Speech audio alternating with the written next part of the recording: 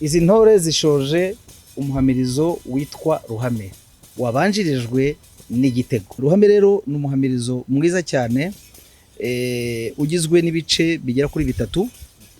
Hari igice cya mbere cyo kujya imbere uyereka, hari n'ikindi kigira uruhande cyo gusimbuka, hanyuma noneho bakaza gusoza basubira inyuma baza guca ivi.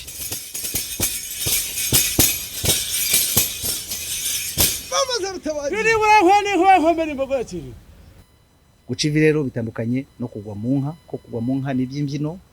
Imbyino zishobora kuba ziri hagati y'abakobwa n'abahungu cyangwa se abakobwa ubwabo, ariko intore zo zica ivi.